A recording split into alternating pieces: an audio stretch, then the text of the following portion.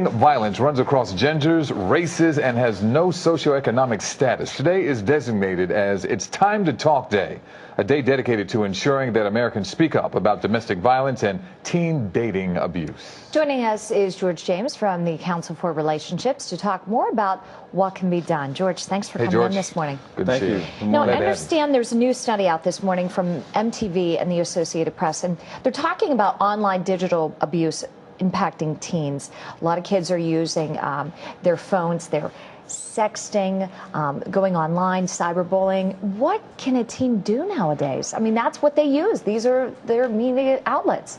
Yeah, it's interesting. You know, teens are doing a lot more things online and so forth. What happens is now they're doing violent things online, like the sexting or the cyberbullying or even stalking. And so one of the things that's important is for parents to really talk to their kids about what's going on, to even set up privacy blockers to let them know what are the dangers or red flags, but most importantly, when to stop some of the behaviors or when to even let their parents know that they're into some things that maybe not be appropriate for them. And most of all, not to be isolated. And with that being said, it's on the increase that we've learned over the last few years especially.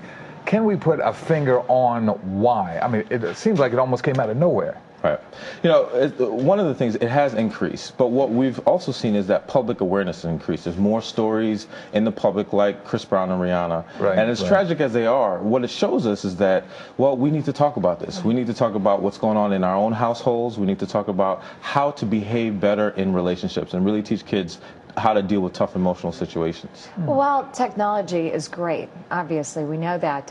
Has it contributed to more of this abuse, do you think? No, I wouldn't say that it's contributed, but what I would say is that now it's expanded. You know, we're talking about cyberbullying. We weren't talking about that 10 years ago, or sexting.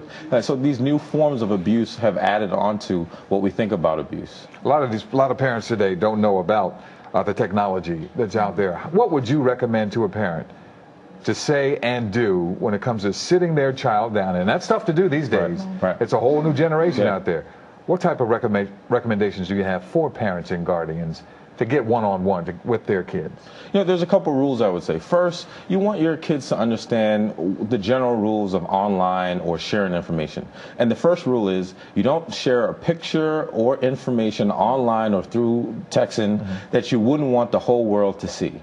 And to understand that when you put it up, it could be seen by the whole world. The other part is not to have any secrets. So a parent should understand and know what your child is doing online. Don't be completely oblivious, and if possible, maybe even learn what they're doing.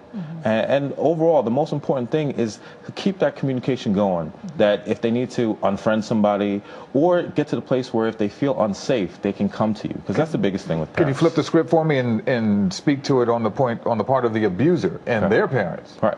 You know, that's tough to deal with as a parent. How do I deal with my child as the abuser? Now, one of the best things to do, if you're in a relationship with the other parent, then maybe you can have a conversation. But if not, seek professional help. I mean, that's the biggest way to deal with it, even if that means the school counselor or even someone like myself. And it's impossible to take the things away from the kids completely. You don't want to take their phone. You don't want to take the computer away because they'll find other outlets.